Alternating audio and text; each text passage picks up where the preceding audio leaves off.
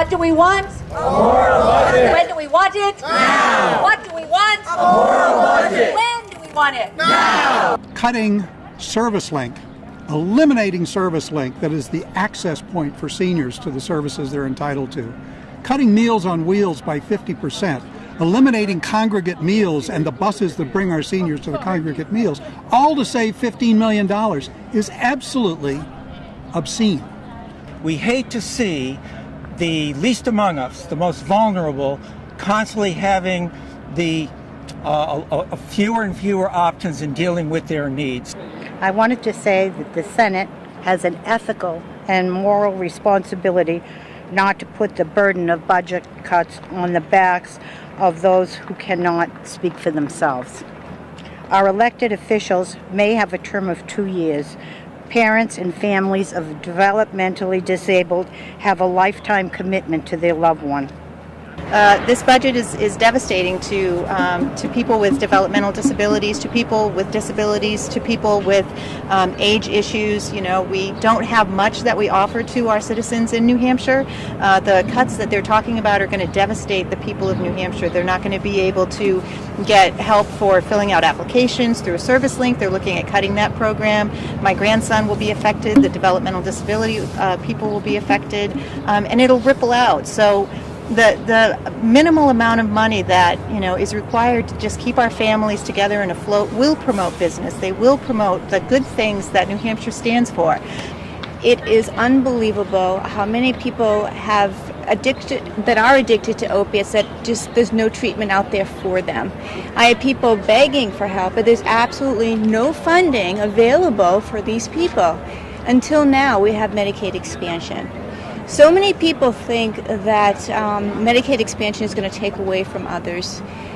A lot of people, I've actually read in the paper, people saying that what are we going to do?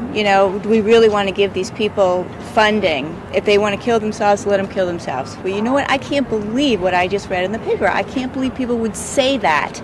First of all, this is a brain disease. We need to learn more about addiction and understand where it comes from and understand how it works before we can judge others with their disease. I have many mental illnesses.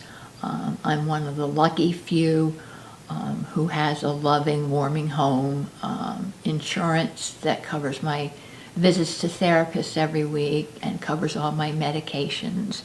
And so I'm really one of the lucky ones. Not as many people have that. The people who don't have a home, a regular therapist, medications often end up on the streets. They end up in homeless shelters. They end up in prisons where they don't get any mental health services. They don't have a roof over their head, and many of them don't know where their next meal is coming from, and a lot of these people commit suicide. I would like to see all people in the state call their state senators, especially the ones on the budget committee, and tell them what the House sent on to the Senate was basically appalling. I believe very much that we are called to be working on behalf of the common good. This budget is not for the common good. It will not only hurt individuals, but communities and our state. Soften my heart,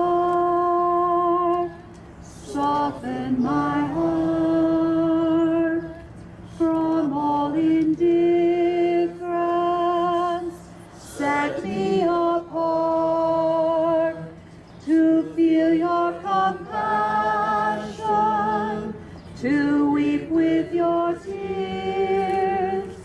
Come soften my heart, oh love, soften my heart. Do not balance the budget on the backs of the most vulnerable people in the state of New Hampshire. An $11 billion budget, certainly there is room to care for the most vulnerable among us. We shall not be moved. We shall not be moved, just like a tree planted by the water. We shall not be moved. Calling out for justice, we shall not be moved. Calling out for justice, we shall not be moved. Just like a tree planted by the water, we shall not be